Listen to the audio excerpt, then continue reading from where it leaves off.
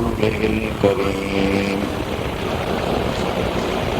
أما بعد فأعوذ بالله من الشيطان اللعين الرجيم بسم الله الرحمن الرحيم يا أيها الذين آمنوا إذا نودي للصلاة من يوم الجمعة فاسعوا إلى ذكر الله وذروا البيع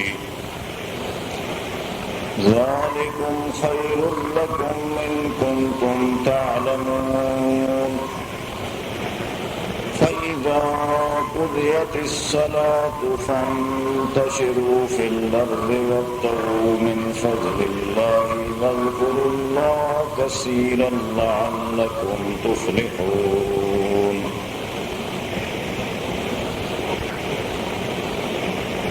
سلام على خير الأنام والسيد حبيب إله العالمين محمد بشير نذير هاشمي مكرم رؤوف عطوف من يسمى بأحمد يا رب صل وسلم دائما أبدا أبدا على حبيبك خير الخلق كلهم اللهم صل وسلم دائما أبدا أبدا على عبدك ورسولك محمد خاتم النبيين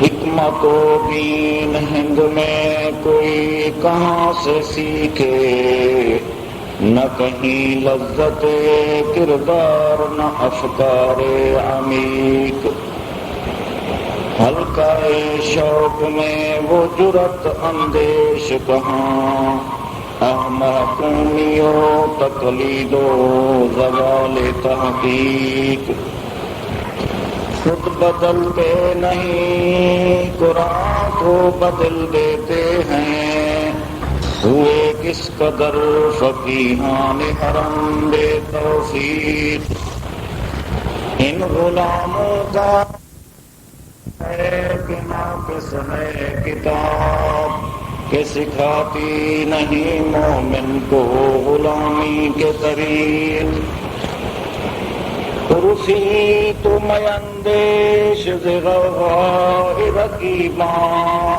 کہ آواز سگاں کم نہ کند رزق گدارا مولا کائنات نے کتاب عزیز قرآن مجید اپنے علم اقدس سے لوح محفوظ میں لکھوایا لوح محفوظ سے بذریعہ جبریل محمد الرسول اللہ صلی اللہ علیہ وآلہ وسلم کے پاس آیا اور پیغمبر کے مقدس ذہن اور سینے سے اصحاب کے سینوں میں آیا اور یہ قرآن اپنی کتابت کے لحاظ سے بھی اور سینے بسینے یادداشت کے لحاظ سے بھی اللہ پاک کی رحمت سے محفوظ اور مامون ہے اور ایسی کتاب ہے کہ لا تبدیل لکلماتہ اس کے احکامات میں تبدیلی ممکن نہیں اور اس کے احکامات ہمیشہ اور ابدی رہنے والے ہیں رب کائنات نے اس کتاب میں وہ احکامات بیان کیے ہیں جو انسانوں کو دنیا آخرت دونوں جہان میں کامیابی کے لیے ضرورت تھے، اللہ نے وہ سارے احکامات بیان کر دیے ہیں مولا کائنات نے عبادات کو بھی بیان کیا ہے، عقائد کے مسائل کو بھی بیان کیا ہے، اخلاق کے مسائل کو بھی بیان کیا ہے، معاش کے مسائل کو بھی اللہ نے اس کتاب میں بیان فرمایا ہے۔ مولا کائنات نے ایام اور اتوار کو بھی اس میں بیان فرمایا ہے۔ اسلام میں خصوصی ایام جو اللہ پاک نے اپنی ذکر و یاد کے لیے مقرر کیے ہیں، اللہ نے ان کا تذکرہ بھی فرمایا ہے۔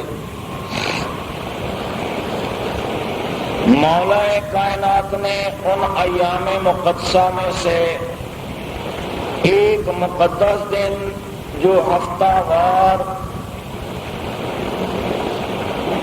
مہینے میں 4 بار آتا ہے، اس کا تذکرہ بھی اپنی کتاب میں اللہ نے کیا ہے کہ یہ مبارک دن ہے، مقدس دن ہے۔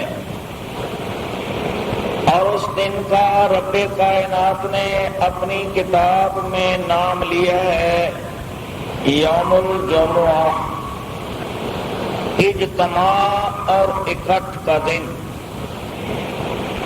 کہ مسلمان اللہ کی یاد کے لیے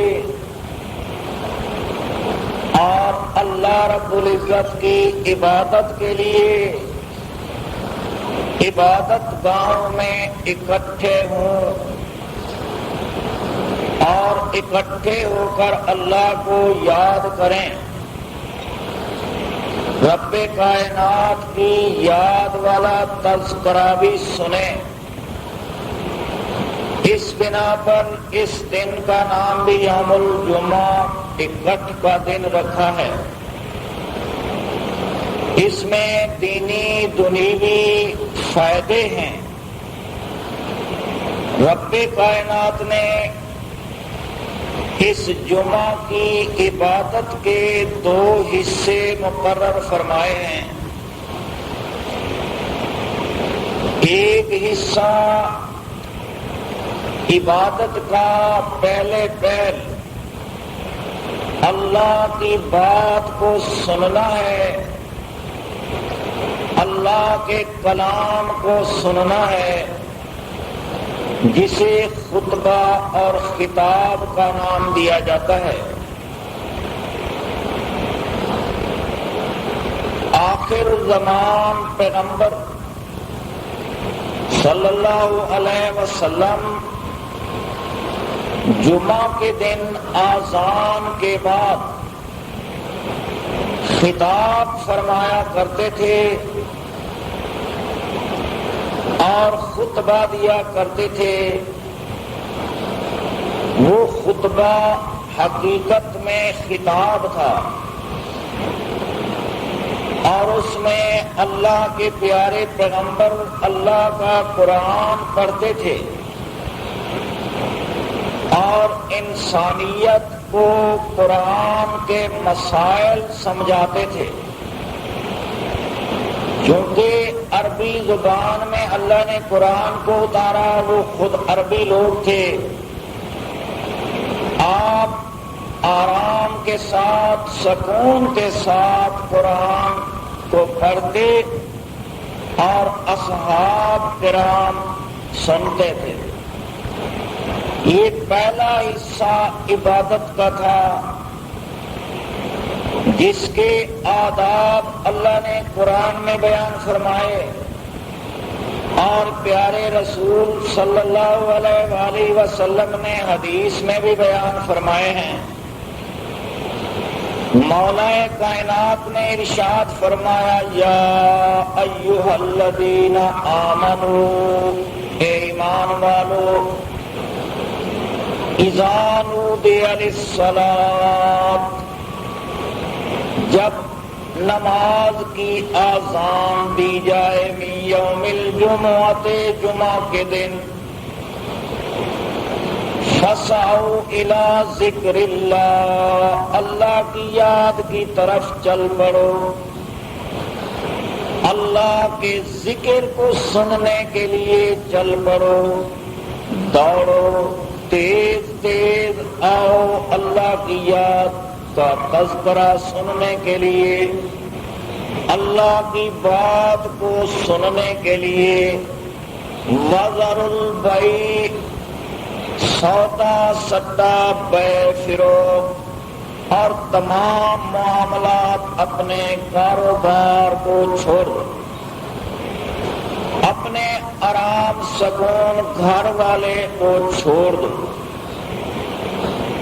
ذالکم خیر لکم، یہ تمہارے لیے بہتر بات ہے، ان کنتم تعلمون، اگر تم جانتے ہو، یقین رکھتے ہو۔ یہ پہلا حصہ ہے یوم الجمعہ کی عبادت کا۔ اذان کے بعد اللہ کا پیارا پیغمبر خطاب فرمایا کرتا تھا، اور وہ خطاب اللہ کی بات کو آپ پہنچاتے تھے، قرآن پڑھتے تھے خطبے میں۔ اور جس کو اللہ نے فَاسْعَوْا إِلَىٰ ذِكْرِ اللَّهِ کہا ہے کہ اللہ کے ذکر کی جانب دوڑو، اور وہ ذکر اللہ کیا چیز ہے؟ کائنات کے رب نے اپنی کتاب میں اس مسئلے کو بھی واضح کیا ہے، ھذا ذکر مبارک انزلناہ۔ اللہ فرماتے ہیں یہ قرآن مبارک ذکر ہے، ہم نے اس مبارک ذکر قرآن کو اتارا ہے۔ فَاتَّبِعُوهُ، اس قرآن کی اتباع کرو، اس مبارک ذکر کی اتباع کرو۔ وَاتَّقُوا، اللہ سے ڈرتے بھی رہو، لَعَلَّكُمْ تُرْحَمُونَ، تاکہ تم رحم کیے جاؤ، اللہ کی جانب سے تم پر رحمتیں نازل ہوں۔ فَاسْعَوْا إِلَىٰ ذِكْرِ اللَّهِ میں ذکر اللہ حقیقت میں اللہ کی کتاب ہے، اللہ کا قرآن ہے۔ پیغمبر کائنات اس کتاب کو پڑھتے تھے، قرآن کو پڑھتے تھے۔ آپ کا خطاب اور خطبہ وہ قرآن پڑھنا ہی تھا۔ رب کائنات کے پیارے پیغمبر نے اسی وجہ سے فرمایا، اگر خطبے کے دوران، خطاب کے دوران اگر کسی نے دوسرے بندے کو کہا اس کو چپ ہو جا، وہ بول رہا تھا، تو اس کے جمعے کا سارا ثواب لغو جاتا ہے، بیکار ہو جاتا ہے، آنا جانا بیکار ہوا۔ یعنی صرف خطاب کے وقت، خطبے کے وقت بولنے والے کو اسکت کہہ دینا کہ یار چپ ہو جا، اس کا اتنا جرم ہے کہ جمعے کا سارا ثواب بیکار جاتا ہے۔ اب یہ خطبہ کیا ہے؟ اتنی بڑی قدر و شان والا خطبہ۔ ایک خطبہ وہ ہے جو اس دور کا ملا پڑھتا ہے، جمعہ کے خطبے میں الفاظ کہتا ہے، اور اس میں ادھر ادھر کی باتیں اور اپنے سے بنائی ہوئی باتیں، یہ سارا خطبہ بھی بنایا ہوا ہوتا ہے بندوں کا۔ اللہ پاک نے جس خطاب اور خطبے کا سننا فرض کر دیا ہے، اور اس میں کوئی بات کرنا اتنا بڑا جرم ہے کہ وہ سارا ثواب بھی اس کا بیکار جاتا ہے، وہ یہ ملا کا خطبہ نہیں ہے۔ وہ خطبہ پیغمبر اسلام کا خطبہ تھا جس میں پیغمبر قرآن پڑھا کرتے تھے۔ قرآن کی جب تلاوت ہو پوری انسانیت مسلمہ پر لازم ہے جہاں تک آواز پہنچے اس کو توجہ سے سنیں۔ اللہ رب العزت نے ارشاد فرمایا اذا قرئ القرآن فاستمعوا له وانصتوا، جب قرآن پڑھا جائے اور قرآن کی تلاوت کی جائے تو مسلم امت کے مرد و زن چھوٹے بڑے ان آداب سے واقف ہوں اور وہ پورے آداب کے ساتھ قرآن کو اللہ فرماتے فاستمعوا سنو، وانصتوا توجہ کرو اس کی جانب۔ عرب معاشرہ الفاظ کے معنی و مطالب کو سمجھتا تھا۔ پیغمبر کائنات اللہ کے ذکر قرآن کی تلاوت کیا کرتے جمعہ کے دن نماز سے پہلے، تو لوگوں کو یہ بات کہہ دی گئی توجہ کرو سنو، سننا اس کا یقیناً فرض ہے۔ تو پیغمبر اسلام کا خطاب، آپ کا وہ خطبہ قرآن کی آیات اور پیغمبر اسلام اس ذکر کو کائنات کی انسانیت کے سامنے پیش کیا کرتے تھے، اور یہ ذکر مبارک اللہ کی کتاب ہے اور اس کا سننا فرض ہے، اور اس کے سننے میں اگر کمی کوتاہی واقع ہوئی یقیناً ثواب میں کمی ہوگی اور اللہ پاک کی ناراضگی نازل ہوگی۔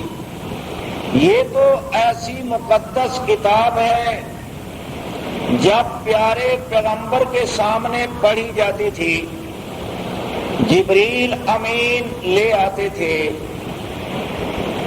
اللہ فرماتے ہیں علمہ شدید القویٰ ذو مرۃ فاستویٰ، امام کائنات پیغمبر اسلام کو قرآن کی تعلیم اللہ کے فرشتے طاقتور نے یعنی جبریل امین نے دی ہے، اور اللہ رب العزت فرماتے نازل بہ الروح الامین علی قلبک، روح امین فرشتہ اس کو آپ کے دل پہ اتار لایا ہے۔ اب پیارے پیغمبر کے قلب پر اللہ کی جانب سے قرآن بذریعہ جبریل اتارا گیا، جبریل پڑھتا تھا، تعلیم دیتا تھا۔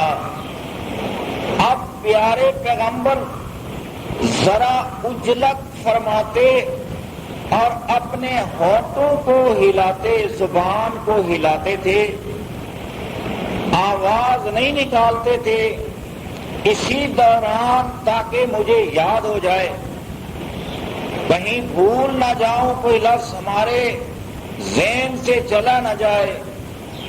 رب کائنات نے اپنے نبی کو بھی حکم دیا لا تحرک بہ لسانک لتعجل بہ، ایک پیغمبر جب جبریل تلاوت کر رہا ہو آپ اس کو بڑی توجہ کے ساتھ سنیں، سکون کے ساتھ سنیں، اپنی زبان کو ہلائیں نہیں۔ لا تحرک بہ لسانک، آپ آہستگی کے ساتھ بھی زبان کو نہ ہلائیں، اپنی زبان کو بند رکھیں، ساری توجہ اس قرآن کے سننے پر لگائیں۔ اس کے بعد کا معاملہ اللہ نے فرمایا اِنَّ عَلَيْنَا جَمْعَهُ وَقُرْآنَهُ، بے شک اس کو تیرے دل میں جمع کرنا اور اس کے الفاظ کو محفوظ کرنا یہ ہمارے ذمہ ہے۔ ہم ہی اس کے الفاظ کو آپ کے دل میں جمع کریں گے۔ وَقُرْآنَ، جب آپ اس کو پڑھنا چاہیں گے عوام کے سامنے، مسلمانوں کے سامنے، ہم ہی اس کے الفاظ کو آپ کے دل سے آپ کی زبان پر لائیں گے۔ یہ ساری ذمہ داری ہماری ہے۔ آپ کے ذمہ آداب ہیں، جب یہ قرآن جبریل پڑھ رہا ہو آپ سنیں۔ اب ایسا مقدس کلام جبریل پڑھے، نبی کریم کو سننا فرض ہو، اور زبان ہلانا بھی بند کرنا ہے، زبان نہ ہلائیں آپ۔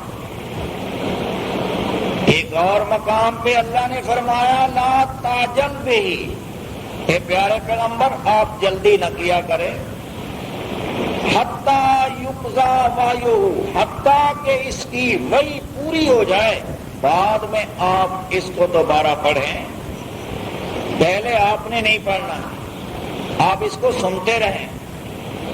کارخانہ کائنات میں ایک مقدس کلام قرآن ہے، پیغمبر کے سامنے پڑھا جائے اس پر سننا فرض ہے۔ جب پیغمبر جمعہ کے دن پڑھتے تو تمام مسلمانوں پر اس کا سننا اس وقت فرض تھا۔ اب بھی کائنات میں ایک کتاب ہے، جب یہ پڑھی جائے تو انسانوں پر لازم ہے کہ وہ توجہ کریں، سنیں۔ یہی وجہ ہے کہ پیارے پیغمبر نے عین نماز کے وقت میں جب اللہ کا حکم تھا فَاقْرَؤُوا مَا تَيَسَّرَ مِنَ الْقُرْآنِ، نماز کے اندر قرآن کو پڑھو جتنا تم پر آسان ہو۔ نماز میں پڑھنا ہی قرآن ہے۔ اگر نماز میں کوئی کھڑے کھڑے بخاری شریف کی صحیح حدیثیں پڑھنا شروع کر دے، نماز ٹوٹ جائے گی، نماز نہیں ہوگی۔ اور صحاح ستہ کی حدیثیں بجائے قرات کے پڑھنا شروع کر دے، نماز نہیں ہوگی۔ قرآن کو پڑھنا نماز میں فرض تھا۔ اللہ نے فَاقْرَؤُوا مَا تَيَسَّرَ مِنَ الْقُرْآنِ کا حکم دیا، جتنا آسان لگے قرآن کو پڑھو۔ اور یہ حقیقت میں اللہ کا ذکر ہے۔ نماز جمعہ سے پہلے جو عبادت کا حصہ ہے وہ ہے قرآن سننا، اور پیغمبر علیہ السلام قرآن پڑھتے تھے، عوام مسلمانوں کو وہ قرآن سننا فرض تھا۔ اس بنا پر رب کائنات نے فرمایا اذا نودی للصلاۃ من یوم الجمعۃ فاسعوا الی ذکر اللہ، جب جمعہ کی اذان کے بعد پیغمبر قرآن پڑھنا شروع کریں تو آپ لوگ تمام تر کاروبار معاملات چھوڑ دیں، اللہ کی یاد اور اللہ کے تذکرہ قرآن کو سننے کے لیے دوڑیں۔ اور رب کائنات کی کتاب پیارے پیغمبر پڑھتے تھے، سننا فرض تھا۔ یہ وہ مقدس کتاب ہے کہ نماز میں اگر پڑھی جا رہی ہو تو پھر نمازی جو پیچھے کھڑے ہیں ان پر فرض ہے کہ وہ توجہ کریں اور قرات کو سنیں۔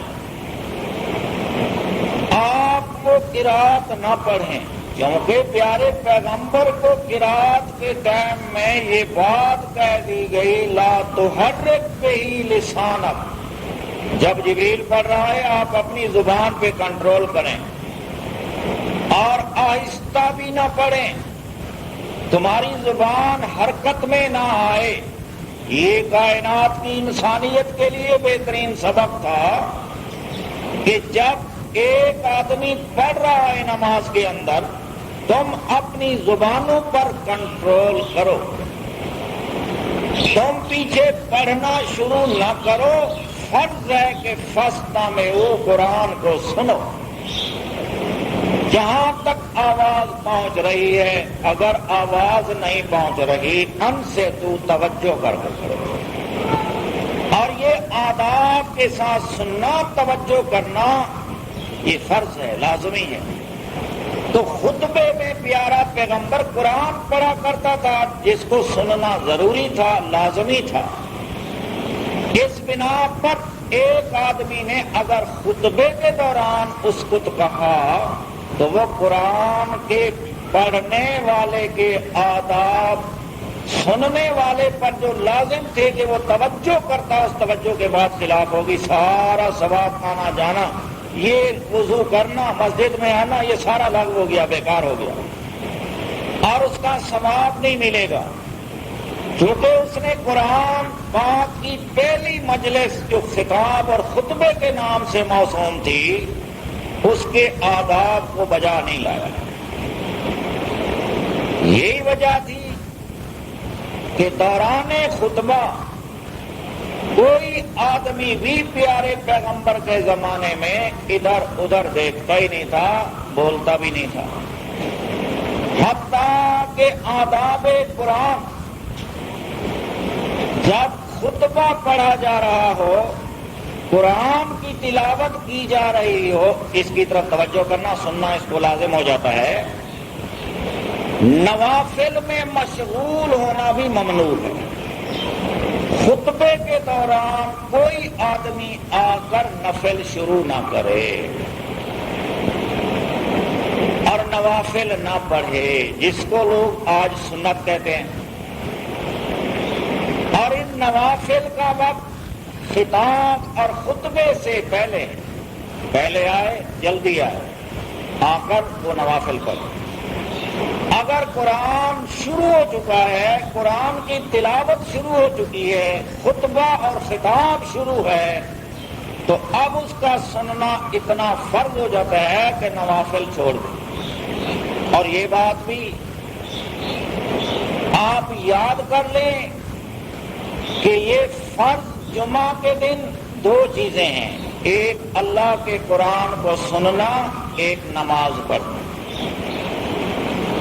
خطاب خطبہ سننا فرض ہے، اور 2 رکعت نماز جمعہ کی یہ فرض ہے۔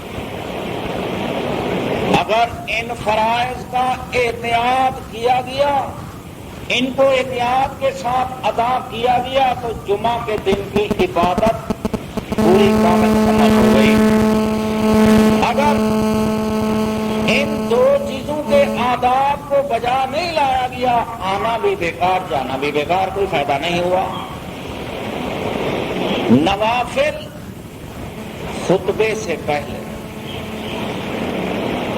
اور خطبے کے دوران خطبے کو سننا فرض ہے۔ وہ خطبہ پیارا پیغمبر جو پڑھا کرتا تھا وہ قرآن پڑھتے تھے، یہ ملا والا خطبہ نہیں ہوتا تھا، ادھر کی ادھر کی، چاچے کی، مامے کی، اولیاء کی، یہ بنی بنائی ہوئی باتیں جس میں 18 اصحاب کا نام ذکر ہو، اور دوسرا فرقہ پھر آل کے اماموں کا اس میں تذکرہ کرتا ہے۔ یہ تو حقیقت میں فرقہ واریت کے خطبے ہیں، اور ان میں زمانے کے بادشاہوں کا تذکرہ بھی ہوتا ہے کہ ان سلطان ذل اللہ فی الارض، یہ بادشاہ جو ہے یہ اللہ کا سایہ اور رحمت ہوتی ہے زمین میں۔ اب یہ خطبے کے دوران بادشاہوں کو ذل اللہ کہنے کی بدعت اور یہ برا کام بہت بعد میں شروع ہوا۔ ایسے خطبے کو پھر سننا بھی فرض نہیں ہے، ایسے خطبے میں توجہ کرنا بھی کوئی فرض نہیں ہے، یہ خطبہ نہیں ہے، علی منہاج النبوت خطبہ نہیں ہے، طریقہ پیغمبر پر یہ خطبہ نہیں ہے، یہ کائنات میں ایسا کلام نہیں جس کو سننا فرض ہو۔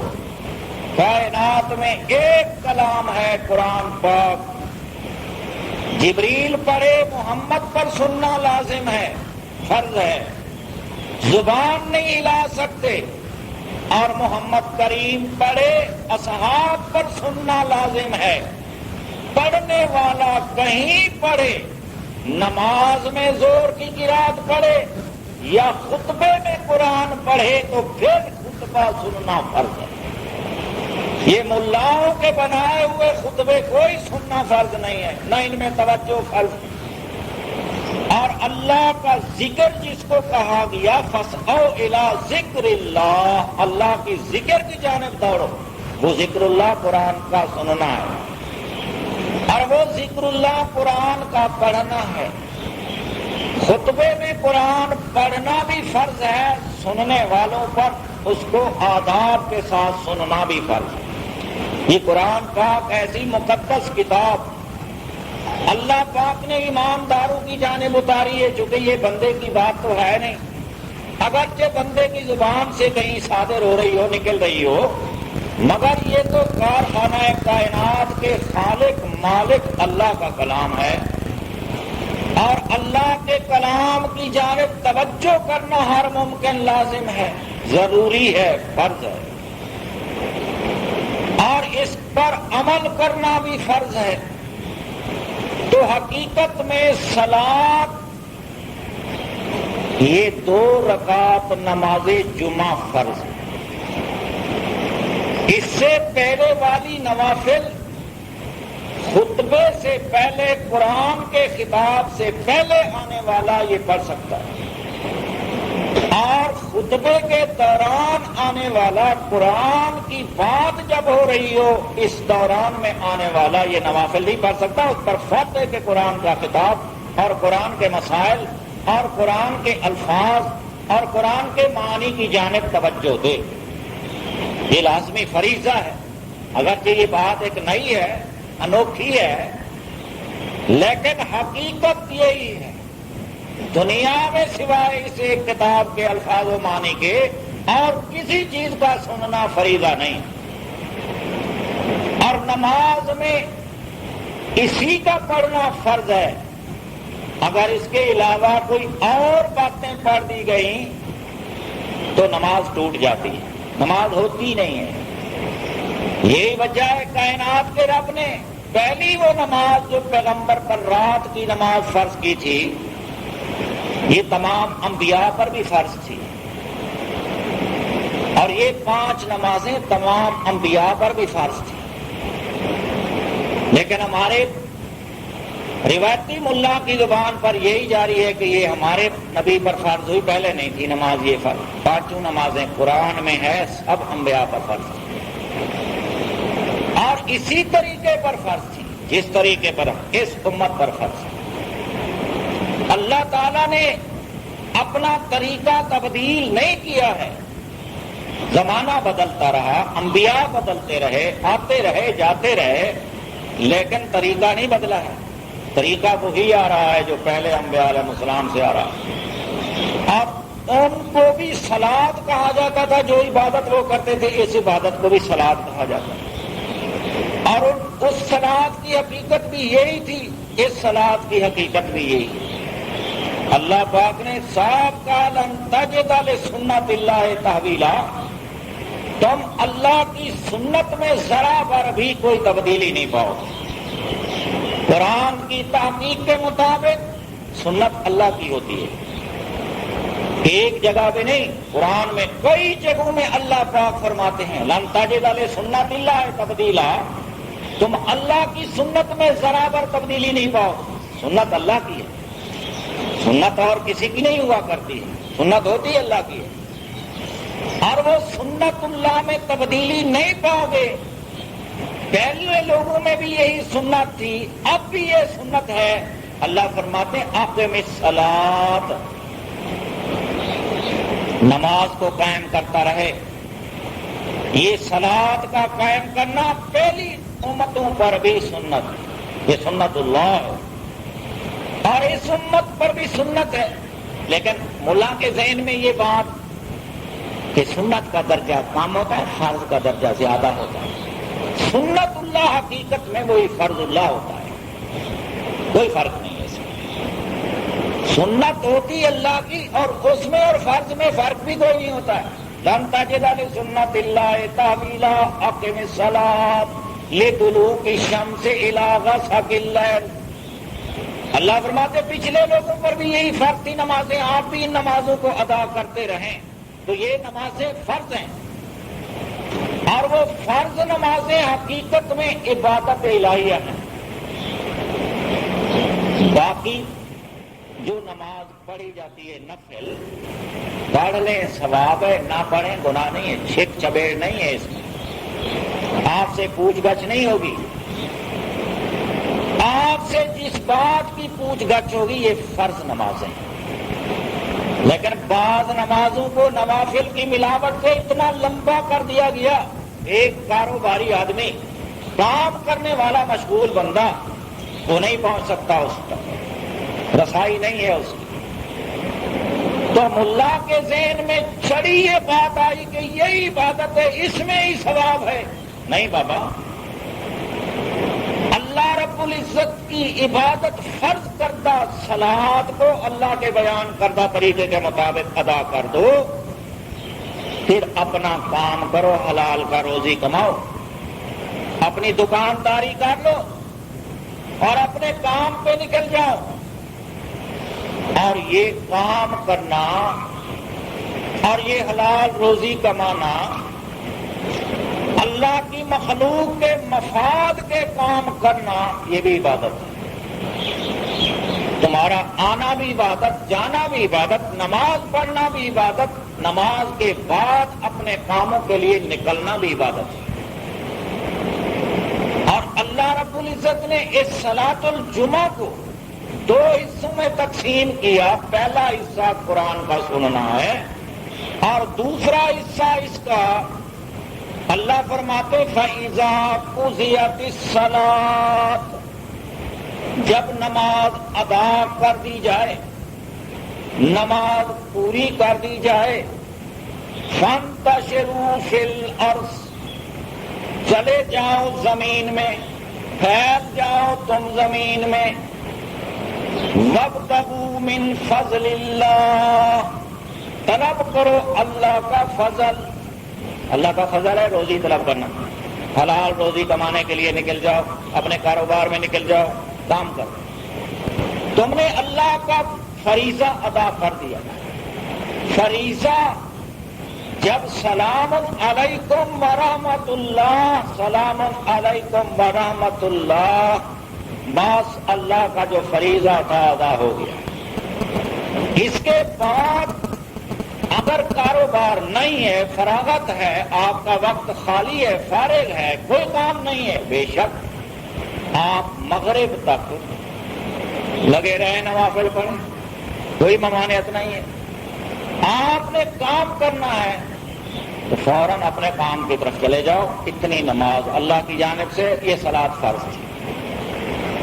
اور پھر اس کے بعد اللہ کا فضل تلاش کریں۔ دیکھو اللہ پاک نے یوں نہیں کہا کہ جو تم کام کرتے ہو یہ تمہارے پیٹ کا دھندا ہے، مرنا ہے، نہیں، یہ اللہ کا فضل طلب کرنا ہے، یہ اللہ پاک کی مہربانی کو طلب کرنا ہے، یہ اللہ کے فضل کو تلاش کرنا، کاروبار کرنا، یہ بھی عبادت ہے۔ اللہ رب العزت فرماتے ہیں پھر وہاں بھی وَاذْكُرُوا اللَّهَ كَثِيرًا لَعَلَّكُمْ تُفْلِحُونَ، یاد کرتے رہو تم اللہ کو، بہت کثرت سے یاد کرتے رہو تاکہ تم کامیاب رہو۔ اب اس اپنے اللہ کے فضل کو تلاش کرنے کے دوران بھی اللہ کو یاد کرو۔ وہ اللہ کو کیسے یاد کیا جاتا ہے؟ اپنے کاروبار کو بھی دھوکے، فریب، جھوٹ بولنے سے پاک، اور کسی کو پھنسانے کے لیے کہ جناب ایسا تمہیں سودا کہیں نہیں ملے گا، نہیں بابا یہی رزق ہے، دیکھ لو، لے لو، لینا ہے مرضی چاہے تو لے لو، نہیں تو اس کو پیدا کرنے والا بھی اللہ ہے، مجھے بھی روزی دینے والا اللہ، پھنسانے کی کوشش مت کرو، دھوکہ مت دو، جھوٹ نہ بولو، مبالغہ آمیز چیز کی تعریفیں مت کرو تاکہ اگلا پھنس جائے۔ اگر تم نے ایسا کیا تو یہ ذکر اللہ نہیں ہوگا بلکہ اللہ کی یاد کے خلاف ہوگا۔ اللہ پاک کو یاد کرتے رہو۔ مولا کائنات نے فرمایا ویل للمطففین الذین اذا اکتالوا علی الناس یستوفون واذا قالوهم او وزنوهم یخسرون۔ تباہی و بربادی ہے ان تاجروں کے لیے، اجڑ گئے وہ تاجر، تباہ ہو گئے وہ سوداگر۔ جب لیتے ہیں تو پورا پورا کر کے لیتے ہیں، اگر بھرتی کرتے ہیں تو اپنے لیے پوری بھر لیتے ہیں، وزن کرتے ہیں تو اپنے لیے پورا وزن کر کے لے لیتے ہیں، جب دیتے ہیں تو دینے میں پیمان و وزن میں کمی کرتے ہیں۔ ایسے تاجروں کے لیے بربادی ہے، تباہی ہے، کیونکہ وہ حقیقت میں تجارت اب فضل اللہ نہیں رہی ہے۔ اللہ تو کہتے ہیں نا وابتغوا من فضل اللہ، نماز کے بعد جاؤ فانتشروا، چلے جاؤ اللہ کا فضل تلاش کرو۔ مگر ہمارے معاشرے میں یہ تصور دیا گیا اور جمعہ کے دن چھٹی کرو، حالانکہ جمعہ کے دن سے پہلے اور جمعہ کے دن نماز کے بعد یہ تجارت کی فرضیت قرآن میں اسی جمعہ کے دن کے ذکر سے معلوم ہوتی ہے۔ اللہ فرماتے ہیں فَصَوْا إِلَىٰ ذِكْرِ اللَّهِ بَذَرُ الْبَيْعَ، پتہ چلتا ہے کہ جمعہ سے پہلے اپنا بیع کرو، سودا سٹا کاروبار خوب کرو۔ جب پہلی جمعہ کی اذان مل جائے اس کے بعد اپنے سودے سٹے، تجارت کاروبار کام کاج سب چھوڑ کے اللہ کی یاد کی طرف آ جاؤ، اور پھر اللہ کی یاد کے دو حصے، پہلا خطبہ خطاب قرآن کا سننا، دوسرا نماز پڑھ لینا، اور اس نماز کے بعد پھر تم چلے جاؤ فانتشروا فی الارض وابتغوا من فضل اللہ، اللہ کے فضل کو تلاش کرو۔ اللہ کا فضل تب بنے گا کہ اس میں جھوٹ اور اس میں ملاوٹ اور اس میں دھوکہ بازی فریب کاری سے کام نہ لیا جائے، بلکہ صاف ستھرا اور بہتر طریقے پر اللہ پر اعتماد کرتے ہوئے جو چیز حاضر و موجود ہے اس کو بیچو، کاروبار کرو۔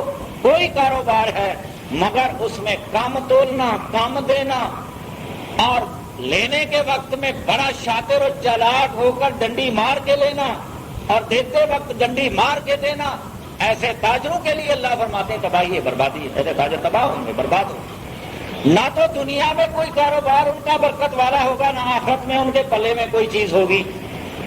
تو فضل اللہ کو تلاش کرو اور اللہ کو پھر اسی دوران یہ بھی یاد کرتے رہو، اللہ کی مخلوق سے دھوکہ نہ کرو اور یہ کمی بیشی نہ کرو، جس طرح اللہ پاک نے نمازیوں کو بھی کہا ہے ویل للمصلین۔ کچھ نماز پڑھنے والے بھی ایسے ہیں جن کے لیے بربادی ہے، تباہی ہے، پڑھ نماز رہے ہیں، بربادی کا سامان خرید کر رہے ہیں۔ ویل للمصلین، تباہ ہوئے وہ نماز پڑھنے والے، آئے تھے کامیابی لینے کے لیے، لے گئے بربادی۔ چونکہ جس کام میں بھی اللہ کے احکامات کا اعتبار اور آداب کا خیال نہیں کیا جائے گا، وہی کام اگرچہ شکل اچھی ہوگی نتیجہ برا ہوگا، حقیقت نتائج پر ہوتی ہے۔ نتائج اچھے ہوں نماز اچھی ہے، صلاۃ اچھی ہے، نتائج اچھے ہوں تجارت اچھا کام ہے۔ یہی بات ہے پیغمبر اسلام فرماتے ہیں التاجر الامین، التاجر الصدوق الامین مع النبیین والصدیقین والشہداء والصالحین۔ سچ بولنے والا تاجر، سچی بات کرنے والا تاجر، سچائی کے ساتھ اپنی سوداگری کرنے والا تاجر قیامت کے دن نبیوں کے ساتھ کھڑا ہوگا۔ اس کی وجہ یہ ہے کہ پیغمبر اکثریت کے ساتھ تاجر طبقے کے لوگ تھے، تجارت کرتے تھے۔ اگر کوئی پیغمبر صنعت کار بھی تھا تو صنعت کاری بھی تجارت کی غرض سے کرتا تھا۔ صنعت کاری صرف اپنے تزین تحسن کے لیے نہیں بلکہ رفاع عامہ کے اغراض سے کرتے تھے۔ سیدنا سلیمان پیغمبر اور سیدنا داؤد پیغمبر یہ لوہے کا کام کرتے تھے، لوہار کا کام، زرہیں بناتے اور اس طرح وہ فوجی ٹوپیاں لوہے کی کھودیں بناتے تھے، اور لوہے کے سامان جو جنگ میں کام آتے تھے یہ دونوں نبی یہ کام کرتے تھے، کراتے تھے۔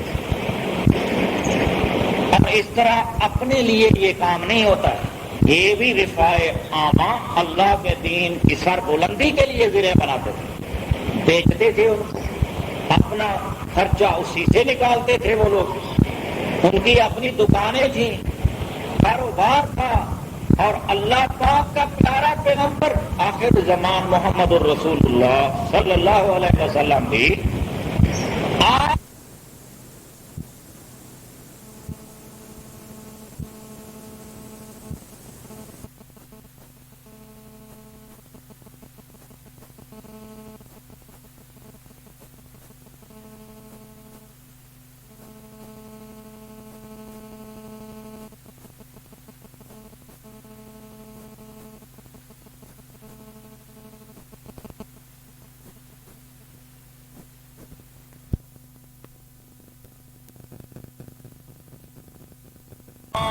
یمشی فی الاسواق، یہ کیسا رسول ہے جو بازار میں تجارت کے اغراض و مقاصد اپنے آپ پورے کرنے کے لیے جاتا ہے، خرید و فروخت آپ کرتا ہے اور روٹی بھی کھاتا ہے۔ روٹی کھانے والا، تجارت کرنے والا، بازار میں آنے جانے والا، یہ کیسا کبھی ہو سکتا ہے؟ انہوں نے اعتراض کیا۔ اللہ نے فرمایا جتنے پیغمبر بھی آئے، ما جعلناہم جسدا لا یاکلون الطعام، ہم نے پیغمبروں کے ایسے جسے نہیں بنائے تھے کہ وہ روٹی نہ کھاتے ہوں، جس طرح تم روٹی کھاتے ہو وہ بھی روٹی کھاتے تھے۔ البتہ ہماری روٹی میں کوئی حلال حرام کا اختلاط ہو جاتا ہے، ان کی روٹی پاک ہوا کرتی تھی، اور ان کا کاروبار مقدس ہوا کرتا تھا، اور ان کے کاروبار میں ملاوٹ اور جھوٹ، دھوکہ، فریب کاری اس کاروبار میں نہیں ہوتی تھی، بلکہ کاروبار بالکل مقدس طریقے سے ہوتا تھا۔ تو وہ روٹی بھی مقدس کھایا کرتے تھے، اور وہ بھوکے لوگ نہیں تھے بلکہ کاروباری لوگ تھے، پیغمبر جتنے بھی تھے، اور اپنے کاروبار سے کام چلاتے تھے، مولوی اور پیر کی طرح نہیں کہ بیٹھا اور دوسرے کی کمائی پر نگاہ ڈالی، دھوکے اور فریب سے روٹی کمانے کی کوشش کی ہے۔ مریدہ تیرے گھر آیا، انگاں دیسیں، بید دیسیں، بکری دیسیں، اندر آیا بیٹھے، نگاہ بے پاسے باہر سے چل دی۔ اگر گیا تو بکری، لیلا، بھیڑ، گائے، بھینس لے کر گیا۔ سبحان اللہ کے پیر صاحب آئے تھے، بکری لے گئے۔ پیر صاحب نہیں آتا، یہ بھیڑیا گھر میں آیا، بکری اٹھا کے لے گیا۔ غریب کی بکری، مسکین کی بکری، اور ایسے آدمی کی بکری لے گیا جس کے گھر کی روٹی پوری نہیں ہوتی تھی۔ اب کہا نہیں یہ بکری مجھے دے دے ورنہ نقصان ہوگا تیرا۔ مجھے بھی یاد ہے ایک دفعہ ایک آیا، بھنگ پیتا تھا، اٹھتا سوٹتا، سارے کام ہوتے تھے، کہنے لگا یہ جو ہے نا ڈھیری، اس سے مجھے 4 ٹوپے دیتے ہو ٹھیک، ورنہ یہیں آگ لگ جائے گی۔ میں نے کہا اس کو تو بعد میں لگے گی، پہلے ادھر لگ گئی اندر، یہاں سے چلے جاؤ، نکلو یہاں سے۔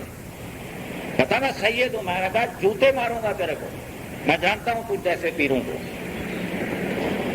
پھر ناچتا رہا، دھمکتا رہا، ابھی آگ لگتی ہے، ابھی آگ۔ میں نے کہا تیرے کو لگی ہے، اس کو نہیں لگے گی، جاؤ۔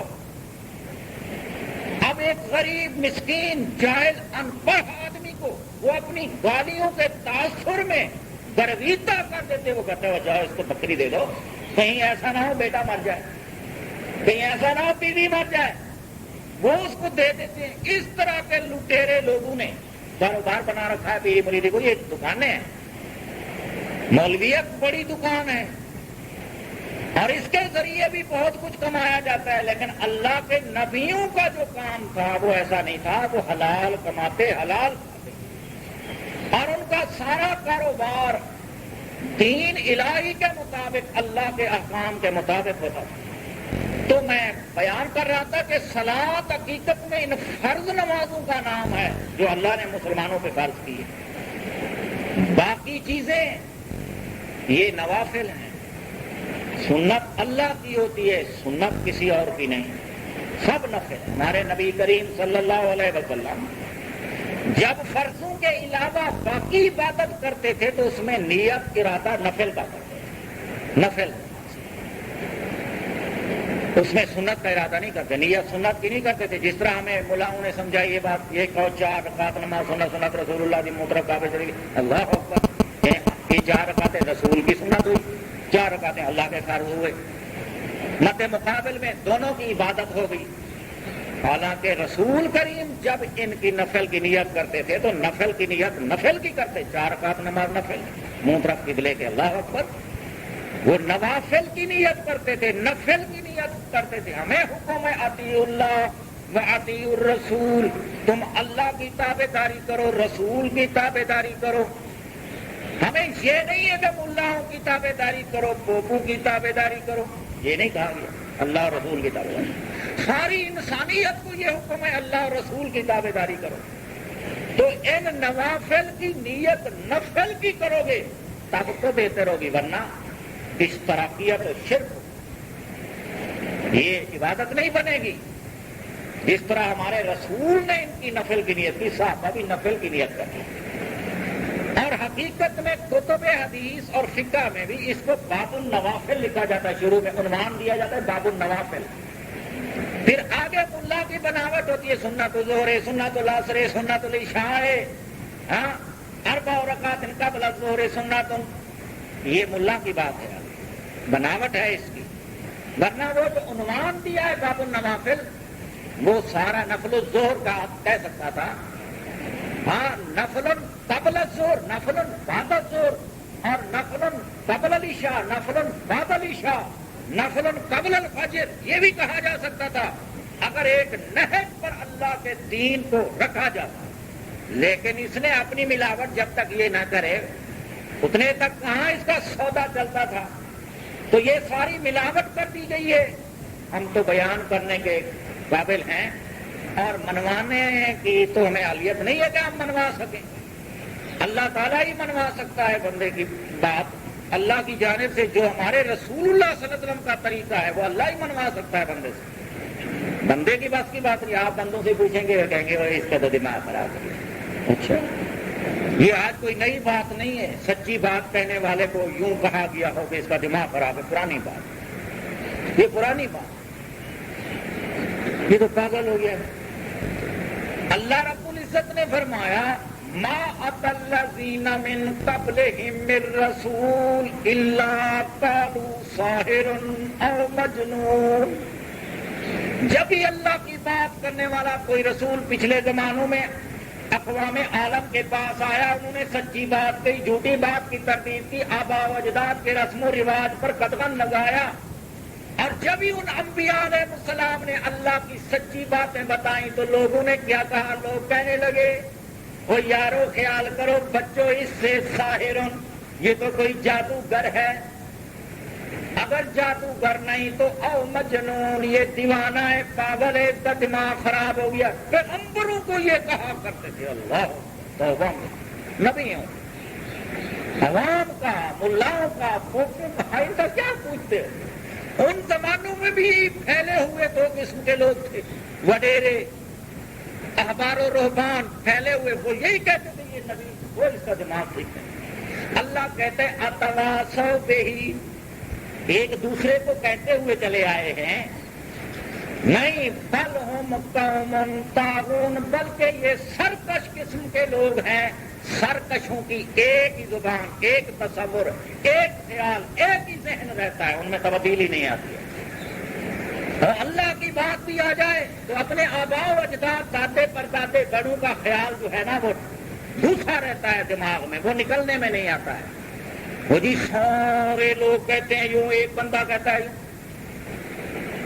وہ یہ بات بھی ہوئی تھی. اللہ رب العزت کے پیارے پیغمبر ایک زمانے میں آئے ایک قوم کے پاس، تقریباً وہ صالح علیہ السلام ہے یا سمود ہے.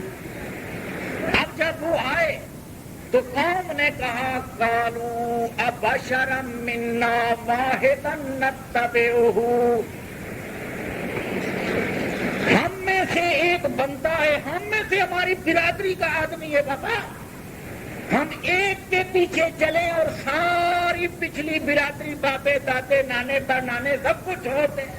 وہ ہمارے بڑے شیخ ہوتے تھے، بڑے صاحب ہوتے تھے، ان کو چھوڑ دیں، ایک کی تابعداری کریں؟ تو انہوں نے کہا دیکھ لو انا اذا لفی ضلال وسعر، دنیا میں جیتے تم ہم گمراہ رہیں گے، مرنے کے بعد سعر جہنم کی بھڑکتی ہوئی آگ میں جا پڑیں گے، اس ایک کی بات نہ مانو، اپنے باپ دادو کے راستے پر چلو۔ آگے بھی قرآن کہتا ہے، نبی کو کیا لقب دیا انہوں نے؟ نبی کو کہنے لگے قذاب اشر، یہ بہت بڑا جھوٹا اور بدترین انسان، نبی پر اتنے فتوے لاگو ہوئے۔ قرآن نے صاف بتایا ایسے بدبخت بھی کائنات میں تھے کہ حق اور سچ بات کو نہ مانا اور سچ بات کہنے والے پر فتوے چلے۔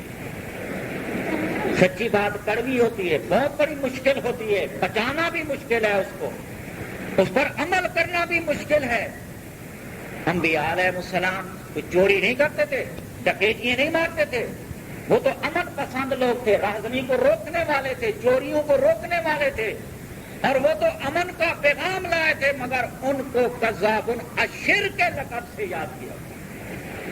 آج تک قرآن نے اس لفظ کو اپنے میں محفوظ رکھا ہے کہ پیغمبر کو قذاب اشر کہا گیا، یہ بہت بڑا جھوٹا اور بدترین انسان۔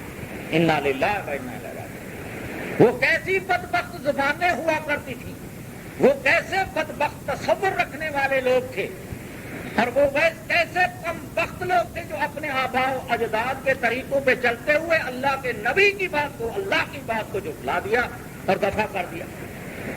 تو نماز در حقیقت یہی عبادت فرضی کا نام ہے، موقع مل جائے پڑھ لو، نہیں موقع ملا اپنے کاروبار کو جو تم اپنی پیٹ پالنے، بچوں کو پالنے کے لیے کر رہے ہو، یہ بھی اللہ کا فضل ہے، اس کو بھی اللہ کے طریقے کے مطابق اللہ کو یاد کرتے ہوئے کرو، یہ عبادت ہے ساری۔ یہی وجہ ہے حدیث میں ہے کہ مومن کا حال کیا، مومن کا آنا جانا اٹھنا بیٹھنا اگر اللہ کے قانون کے مطابق ہے تو یقینی بات ہے یہ جاگنا بھی عبادت ہے، نیند کرنا بھی عبادت ہے۔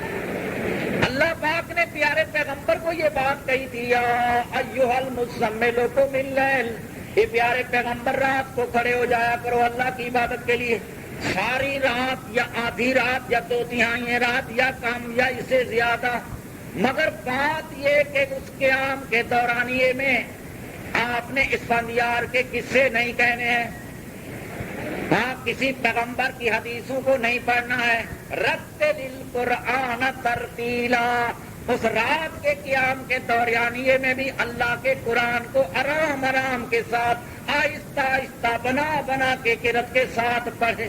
اللہ نے کہا ہے نبی تو بھی اپنی نماز میں قرآن پڑھ اور کسی کی باتیں نہ کرو۔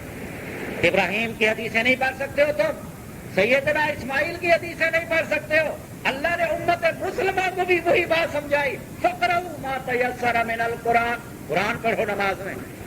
ادھر ادھر کی باتیں تم نے نماز میں داخل کر دی تو یقیناً تمہاری نماز نہیں ہوگی۔ اہمیت اللہ پاک نے قرآن کی دلائی ہے، مولا کائنات نے نماز میں قرآن کے پڑھنے کا حکم دیا، پہلے بھی قرآن نماز میں بھی قرآن، یہی وجہ ہے کہ اللہ فرماتے ہیں جب قرآن پڑھا جائے واسطہ میں ہوگا۔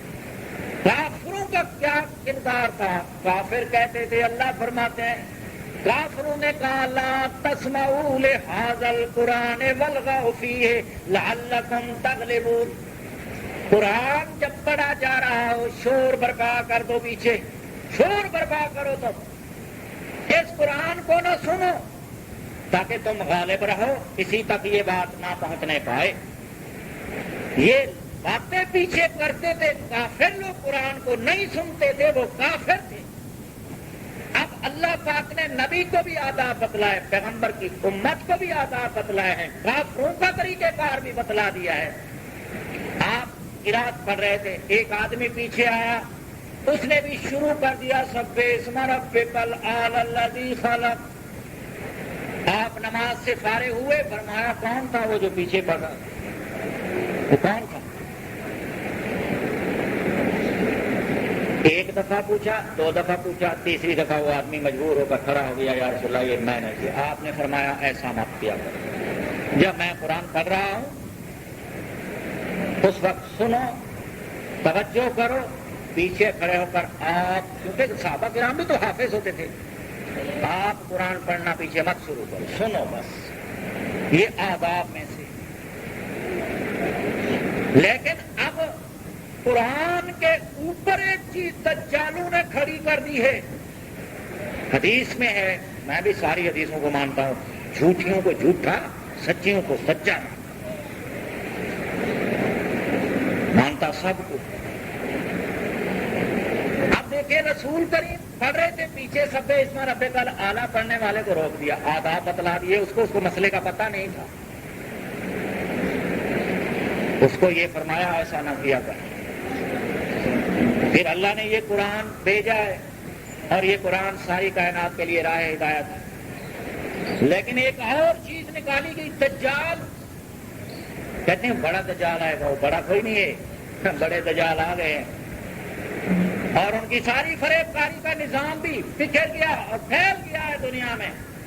وہ دجال آئے گا، ایک ہاتھ میں جنت ہوگی، ایک ہاتھ میں دوزخ ہوگی، ایک ہاتھ میں دوزخ کا نظام، ایک ہاتھ میں جنت کا نظام ہوگا۔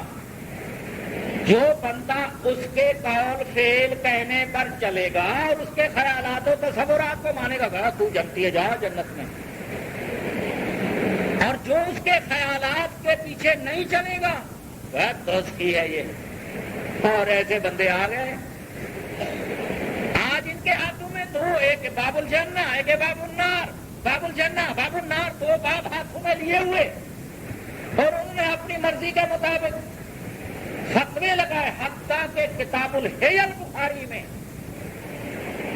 امام ابو حنیفہ اور قاضی ابو یوسف کے بارے میں یہ بات کہہ دی گئی کہ انہوں نے یہ زکوٰۃ کے مسئلے میں تعویل کی ہے، قیامت کے دن انہیں جہنم کی لگام پہنائی جائے گی۔ وہ ہمارے استاد صاحب کہتے تھے اللہ کرے کہ ان کے بارے میں امام بخاری نے نہ کہا ہو، اگر کہا ہے تو پھر یہ بات قابل تقلید نہیں ہے۔ یہ کیا ہوتا ہے؟ نہیں ہے، کہیں نہیں ہے، نہ کہیں ہو۔ وہ اس نے تو جو میزان اس کے پاس تھا، ترازو تھا، جو اس کے ترازو میں درست آیا بس اس کو جنت کی ٹکٹ دے دی، جو اس کے ترازو میں ذرا اوپر نیچے ہوا اس کو جہنم کی لگام پہنا دی۔ یہ تو مولویت کا پرانا مسئلہ ہے فرقہ واریت کے درجے میں۔ جب فرقہ واریت امت میں آئی، امت میں تباہی ہوئی، دین کو تباہ کیا۔ آج اسلام کا جو نقشہ پیش کیا گیا ہے بہت بڑا گھناؤنا، بھیانک۔ آج میں نے دوپہر کی خبروں میں سنا ہے، وہ ہندوستان کا ایک الو کا پٹھا کہتا ہے کہ یار قرآن میں سے وہ آیتیں جو جہاد پر مسلمانوں کو اکساتی ہیں، اور جو ایسے کافروں کے خلاف مسلمانوں کے ذہنوں میں آگ بھرتی ہے، اللہ کے لیے اس کو قرآن سے نکال دو۔ بھائی کون نکالے؟ تیرا باپ نکالے گا، ہم کو تیرا دادا نکالے گا۔ انہوں نے دیکھا ہے کچھ ڈھیلی سی شکلیں آ گئی ہیں، ڈھیلی سی شکلیں، مغرب کا کمینہ، مشرق کا کمینہ، دو کمینے جب مل بیٹھے تیسرے کمینے کو بیچ میں گھسنے کی ضرورت ہو گئی ہے کہ میں بھی گھس جاؤں، دو کاکے آئے، تیسرا کاکا میں بھی بن جاؤں۔ اور اب اس نے کہا کہ نکالو ان آیتوں کو، جہاد والی آیتوں کو نکالو۔ پھر کوئی کمینہ آئے گا، وہ کہے گا وہ صلاۃ والی آیتوں کو نکالو بابا، قرآن کو حذف کرو۔ یہ جہاد والی گئی، پھر وہ گئی، لیکن مسلمانوں کا عقیدہ بھی سبحان اللہ، عقیدہ جیسا ہوگا ویسے بندے آئیں گے۔ وہ جہاد کی آیتوں کو نکالنے کا کیوں کہہ رہے ہیں؟ کہ اس مسلم کے عقیدے میں ہے ينزل فیکم ابن مریم، تم میں ابن مریم آئے گا، یکسر الصلیبہ، وہ صلیبوں کو توڑے گا، یقتل الخنزیرہ، وہ خنزیر کو مارے گا۔ نبی کا کام ہے خنزیروں کو مارنا، ابن مریم خنزیر مارے گا اور تمہیں وہ صلیبوں کو توڑے گا۔ پھر یضع الجزیۃ و یضع الجہاد، جزیے کو ختم کر دے گا، جہاد کو ختم کر دے گا، مسلمانوں میں جہاد نہیں رہے گا، جزیہ نہیں رہے گا، وَيُفِيضُ الْمَالَ مال کو پلٹ دے گا، اتنے دریا بہا دے گا مال کے لا يقبل احد کوئی بندہ قبول کرنے والا نہیں ہوگا، دینے والے سارے ہوں گے، لینے والا کوئی بھی نہیں ہوگا۔ وہ بابا جب لینے والا کوئی نہیں ہوگا، اقیموا الصلاۃ وآتوا الزکوٰۃ میں آتوا الزکوٰۃ کا نظام ختم، جب لینے والا بھی کوئی نہیں ہے، زکوٰۃ کا نظام کہاں؟ خود عیسیٰ کو حکم تھا اوثانی بھی صلاۃ والزکوٰۃ ما دمت حیا، جب تک میں زندہ رہوں گا نماز بھی پڑھتا رہوں گا، زکوٰۃ بھی دیتا رہوں گا۔ جب مال لینے والا کوئی نہیں ہوگا تو عیسیٰ علیہ السلام زکوٰۃ کس کو دیتے؟ خود نظام زکوٰۃ ختم۔ اور اللہ پاک فرماتے ہیں انفقوا فی سبیل اللہ، اللہ کی راہ میں خرچ کرو۔ جب غریب کوئی نہیں ہوگا، لینے والا بھی کوئی نہیں ہوگا، پھر دینے والا کس پر خرچ کرے گا؟ میں یقرض اللہ قرضا حسنا، اللہ کو قرضہ دیتے جاؤ، بہترین طریقے پر قرضہ دینا۔ جب لینے والا کوئی نہیں ہوگا، سارے بڑے بڑے مالدار ہو جائیں گے، کوئی غریب نہیں ہوگا، تو پھر یہ میں یقرض اللہ بھی ختم، اس کو بھی عیسیٰ کر منسوخ کرے گا۔ اور محترم جب یہ لینے والا کوئی نہیں ہوگا تو انما الصدقات للفقراء والمساکین والیتامی، نہ یتیم کوئی لینے والا ہوگا، نہ مسکین کوئی لینے والا ہوگا، نہ کوئی صدقات قبول کرنے والا ہوگا، نہ یہ انما الصدقات کی آیت باقی ہوگی۔ وہ جس امت کے عقیدے میں وہ دیکھ رہے پہلے ہی کفر داخل ہو چکا ہے، پہلے ہی دجل آ گیا ہے، پہلے ہی دجالوں کی باتیں جگہ کر رہی ہے، وہ بے ایمانوں کی باتوں پہ عقیدہ بنا لیا ہے، وہ کافروں کی ملت کو مسلمانوں نے قبول کر لیا اور کفر کو عقیدے کے طور پر بنا لیا۔ اب وہ کیوں نہ کہے کہ جہاد کی آیتیں نکالو، وہ حق پر ہے، نکالو، اب نکال کے دکھاؤ، تم اللہ کا عذاب نازل ہوگا، تم بھی برباد ہوگے، تمہارے ملک بھی برباد ہوں گے، تمہارے صدر بھی برباد ہوں گے، تم مشرق سے مغرب تک ملیا میٹ کر دیے جاؤ گے۔ اللہ کی کتاب پر جو بھی انگل اٹھائے گا اللہ پاک اسے تباہ کر دے گا، ہاں بڑا کا ہو، چھوٹا کا ہو، تیسرا ہو، تو کوئی کمینہ کائنات کا ہو، اللہ کی کتاب سے ایک لفظ بھی حذف نہیں کر سکتا، نہ کسی کو کرنے کی اجازت ہے۔ جو بھی کرے گا وہ بے ایمان برباد ہوگا، تباہ ہوگا۔ یہ قرآن قیامت تک باقی ہے، اس کا محافظ کوئی بندہ نہیں ہے، اس کا محافظ یہ ملا نہیں ہے، پوپ نہیں ہے، پادری نہیں ہے، اس کا محافظ وہ کبھی اللہ ہے جو عزیز کے نام سے یاد کیا جاتا ہے، غالب کبھی کے نام سے یاد کیا جاتا ہے، سب سے بڑا طاقت ہوتا ہے، الحیوں کے نام سے یاد کیا جاتا ہے، وہ زندہ رہے گا، باقی کو مار ڈالے گا، القیوم جو ساری کائنات کو سنبھالنے والا اللہ ہوگا، یہ ذمہ داری اس نے اٹھائی ہے، اور اس پر تو موت آئے گی نہیں، تباہی آئے گی نہیں۔ کل من علیہ فان یبقی وجہ ربک ذو الجلال والاکرام، اللہ رہے گا، اللہ کا کلام رہے گا، اللہ باقی سب کو تباہ کر دے گا، تباہ کر دے گا۔ اس لیے امت کے ذہن عقیدے قرآن کے مطابق ہوں، ہمارا پیغمبر آخری نبی ہے، آپ کے بعد کوئی نبی نہیں آئے گا، نہ کوئی پہلا نہ کوئی پچھلا، نہ آنے کی ضرورت باقی، اور جس کو مرضی چاہے قرآن اچھا نہ لگے اور اس کو کفر کے بنے ہوئے دجالوں کی بنی ہوئی باتیں پسند جائے جدھر جاتا ہے، ہمیں کوئی فرق نہیں، ہمیں کوئی کافر کہے، غیر مسلم کہے، اور ہمیں کوئی مرزائی کہے، ہم تو تمام فرقوں پر لعنت دیتے، ہم کسی فرقے سے منسلک نہیں، ہم تو اس قرآن کو جانتے ہیں جس قرآن کے بارے میں اللہ کہتا ہے وَسَمَّاكُمُ الْمُسْلِمِينَ، ابراہیم پیغمبر نے تمہارا نام مسلمان رکھا، امرت ان اکون اول المسلمین، محمد کریم کو حکم ہوا، محمد کریم اعلان کر دے میں ساری امت سے پہلا مسلمان ہوں، میرا کسی فرقے سے تعلق نہیں ہے، ہم کسی فرقے کو نہیں مانتے، اور تمام فرق یہ حقیقت میں فرقہ واریت کی پیداوار ہے، اور ٹولے ٹولے ہو گئے، قرآن کو توڑا، دین کو توڑا، اب بھیانک شکل میں اسلام کو پیش کیا، اسلام کے قانون کو توڑا، انہوں نے کہا ایسا ظالمانہ نظام اسلام میں کیسے ہے؟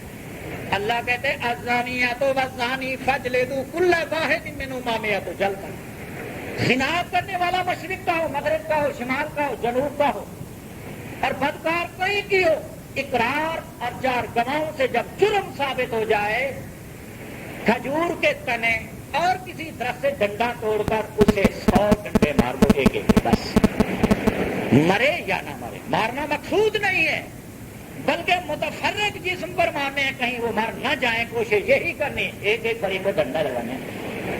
لیکن مولانا کتے کی طرح، چھتے کتے کی طرح مار دو ان کو۔ پھر اللہ کے قانون میں اگر ایسا قانون آیا تو تم پر اللہ کی لعنت نہیں برسے گی سرزمین میں؟ کہیں بھی تمہارا قانون چلنے کو نہیں ہے، نہ کوئی چلنے دیتا ہے نہ کوئی چلنے دے گا۔ اگر کوئی لواطت کا کام کرتے ہیں، برائی ہو گئی، بچے سے چھیڑ چھاڑ، جوان کی جوان سے چھیڑ چھاڑ، اللہ کہتا ہے آزو ہو، ماں انہیں تکلیف پہنچاؤ، کھلا مارو، بجا مارو اور ان کو قید کر دو، ان سے مشقت کا کام کراؤ، قتل کرنے کا حکم نہیں ہے۔ لیکن ملا کی بنی ہوئی شریعت میں پہاڑ کی چوٹی سے ان دونوں کو گرا دو۔ اگر دونوں کی رضا، اگر ایک زبردستی کر رہا تھا تو پھر زبردستی کرنے والے کو پہاڑ کی چوٹی سے گراؤ، مکان کی بلندی سے گراؤ، دیوار کے قریب کھڑے ہو کر دیوار کو دھکا دے کر گراؤ۔ تمہارے باپ کا قانون ہے۔ ابو حنیفہ کوئی وقت کا نبی لگتا تھا؟ کون ہے جو اللہ کے احکام کو بدلے اور تبدیل کرے؟ جو بھی بدلے گا اللہ کا عذاب اس پر نازل ہوگا۔ ایسی حکومتیں قائم نہیں رہیں گی جس میں اللہ کے قوانین کو تبدیل کیا جائے گا۔ یہ بھیانک شکلیں، جرم باپ کرے، جرم دادا کرے، 80 سال کے بوڑھے بندے کے ساتھ 18 سال کی لڑکی کا نکاح باپ کے گناہ میں کر دیا جائے۔ ہاں، گناہ کوئی اور کرے، جرم کوئی اور بھگتے، یہ کہاں کا اسلام ہے، کہاں کا مسلمان ہے؟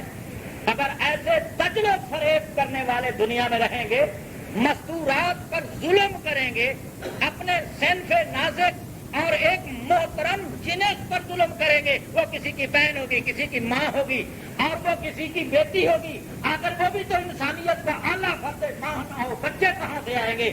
ماں کا کردار نہ ہو تو بچے کا کردار کہاں سے آئے گا؟ اور ماں ستھری نہ ہو بچہ کیسے مسلمان بنے گا؟ وہ سارے اسلام کا حقیقت میں تعلق تو ماں کے دودھ اور اس کی گود سے تلنے کے ساتھ ہے۔ آتا اسلام ماں کی گود سے ملتا ہے اور بعد میں استاد کی تہذیب کام دیتی ہے۔ اور ماں تو وہ محترم رشتہ ہے، بہن محترم رشتہ ہے، دادی نانی بڑ نانی یہ محترم رشتے ہیں، اور ان کو کہتے ہیں یہ تو پاگل ہیں۔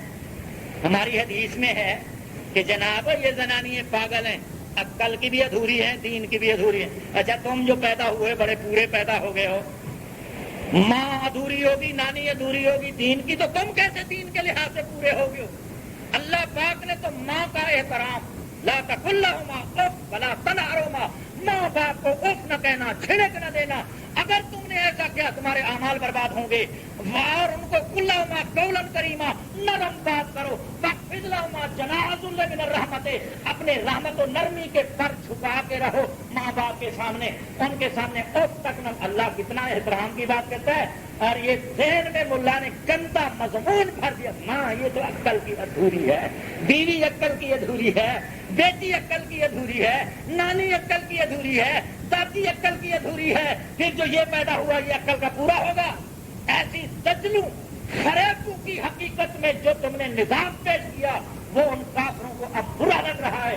وہ سمجھ رہے ہیں یہ قرآن نہیں ہے اور یہ دجل ہے، فریب کاری ہے، ظلم ہے، تشدد ہے۔ اسلام جن چیزوں کا ٹھیکے دار تھا، پوری انسانیت پہ رحم کرنے کا علم بردار تھا، آج پوری انسانیت کا علم بردار رحم کا وہ گولڈن پاور بن گیا ہے جو کائنات کا کمینہ ہے۔ ہمارے ملک میں آ کر کہتا ہے تمہارے ملک میں زنانیوں پر ظلم ہو رہا ہے، تمہیں شرم سے ڈوب کے مر جانا چاہیے جو اپنی مستورات پر، بیٹیوں پر، بہنوں پر ظلم کرتے ہیں، کتے کی طرح گردے ہو کر ان کی جائیدادیں کھا جاتے ہیں اور ان کو اپنا بھائی بہن نہیں سمجھتے ہیں۔ ڈوب کے مر جاؤ۔ اب علم بردار کافر بن گئے ہیں، حقوق اسلام کے تھے، تم علم بردار ہوتے، قرآن علم بردار تھا، آج کافر علم بردار بن گیا ہے، تمہیں ڈوب کے مر جانا چاہیے۔ وآخر دعوانا الحمدللہ رب العالمین۔